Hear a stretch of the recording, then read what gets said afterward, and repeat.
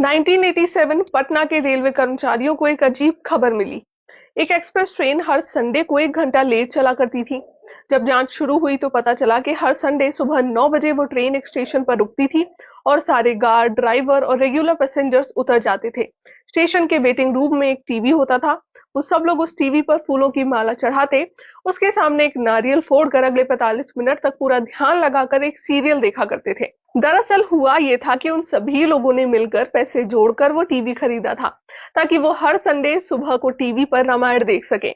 ये जादू है भारत के सबसे मशहूर टीवी सीरियल का, यानी कि रामानंद सागर की रामायण का।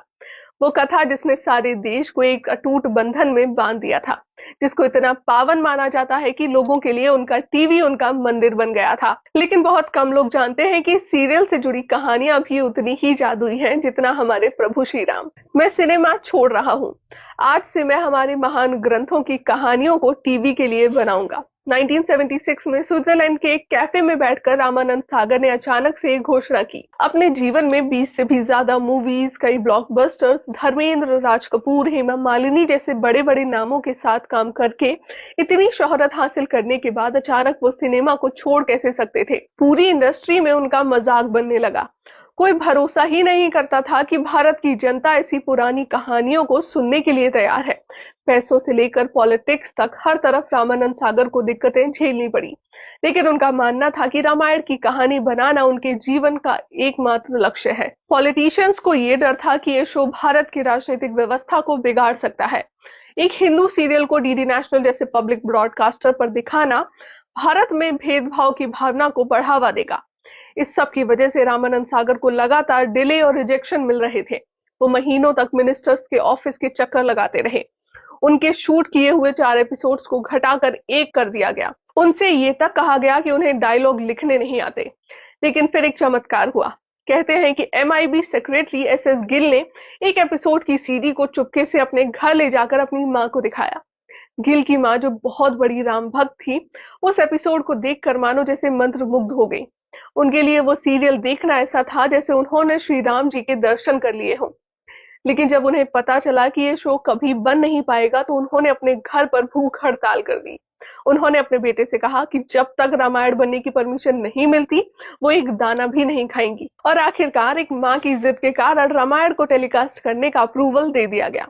लेकिन जैसे ही ये खबर पार्लियामेंट में पहुंची, सबने कोशिश की कि रामानंद सागर से अप्रूवल लेटर वापस ले लिया जाए, लेकिन तीर अब कमान से छूट चुका था। लेटर मिलते ही रामानंद सागर दिल्ली से जा चुके थे। अब उन्हें कोई रोक नहीं सकता था। श्री राम के जीवन की गाथा हर घर में पहुंचने वाली थी। पूरे देश में एक ऐसा पावन वातावरण बनने वाला था जो कोई सोच ही नहीं सकता था। 25 जनवरी 1987 भारत के 40वें रिपब्लिक डे से एक दिन पहले रामायण का पहला एपिसोड टीवी पर एयर हुआ। इसके बाद देश में एक ऐसी लहर दौड़ पड़ी कि हर कोई एकजुट हो गया। हर संडे की सुबह पूरे भारत में सन्नाटा छा जाता। सारे रास्ते, गली मोहल्ले खाली हो जाते। ना कोई किसी के घर जाता, ना कोई फोन उठाता। ट्रेनें रुक जाती, पार्लियामेंट रुक जाता। हर कोई बस रामायण देखना चाहता था। गली नुक्कड़ पर टीवी देखने वाले लोग चप्पल उतार कर रामायण देखा करते थे।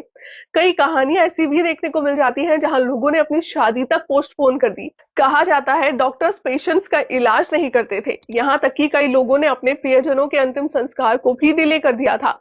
लेकिन पटना से एक अजीब घटना सुनाई दी। कहते हैं कि पटना के मेंटल असाइलम में वेरेंडा हुआ करता था जहां सारे पेशेंट्स खाना खाते थे। वेरेंडा के आसपास कई सारे बंदर हुआ करते थे और हर रोज खाना खाने को लेकर पेशेंट्स और बंदरों में लड़ाई होने लगती थी।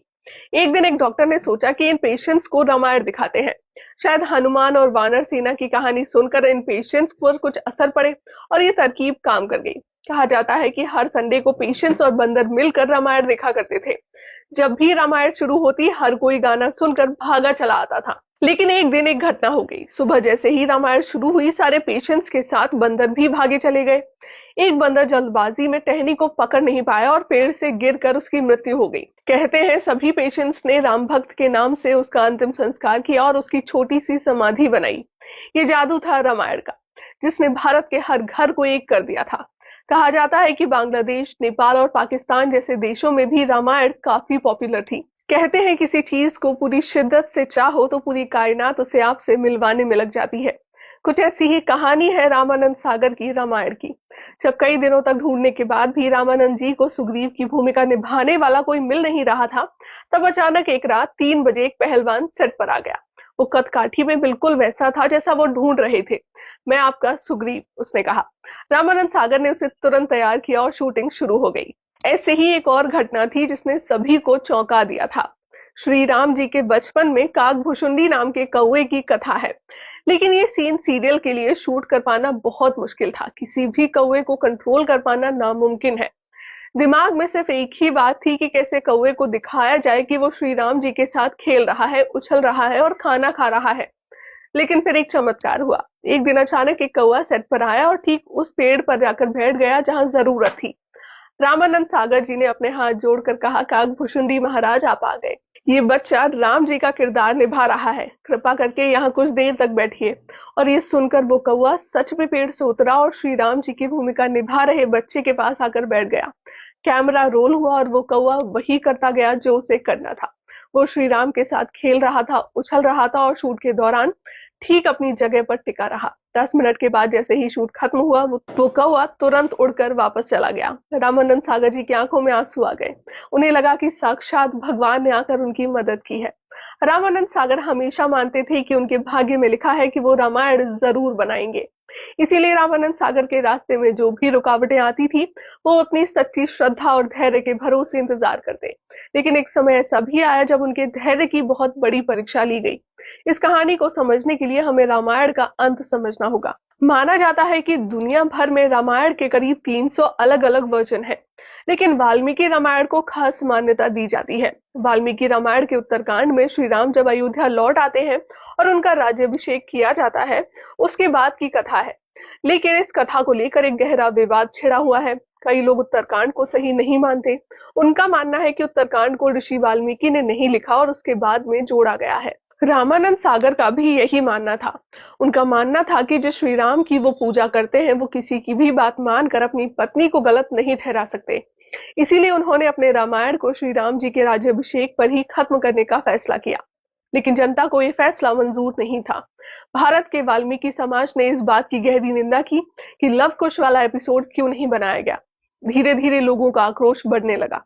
मंत्रियों के फोन आने लगे। रामानंद सागर पर पॉलिटिकल प्रेशर बनाया गया। हर बार की तरह रामानंद सागर भी अपने फैसले पर अड़े रहे। लेकिन इस बार लोगों का गुस्सा सारी हदें पार कर चुका था।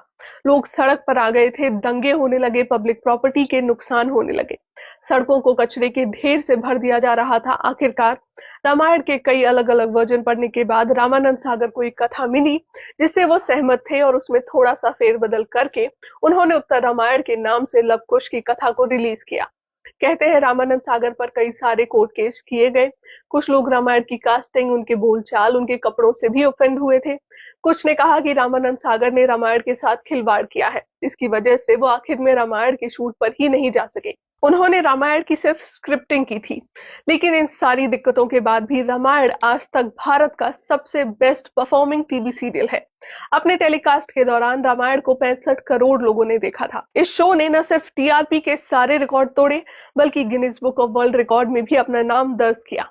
रामायण की पॉपुलैरिटी इतनी बढ़ गई थी कि इन सीरियल्स को 16 भाषाओं में डब किया गया और कई सारे देशों में भी ब्रॉडकास्ट किया गया। 2020 में जब सारा देश पेंडेमिक से जूझ रहा था, तब लोगों को हौसला देने के लिए और उन्हें एकजुट करने के लिए रामानंद सागर की रामायण को टीवी पर दोबारा से रिलीज किया गया था। 7.5 करोड़ से ज्यादा लोगों ने इस रिलीज को देखा, जो कि अपने आप में एक वर्ल्ड रिकॉर्ड था। और इसी के साथ रामायण दुनिया का most watched entertainment TV serial बन गया। आपकी रामायण से जुड़ी क्या यादें हैं, कमेंट करके जरूर बताएं। जय श्री राम।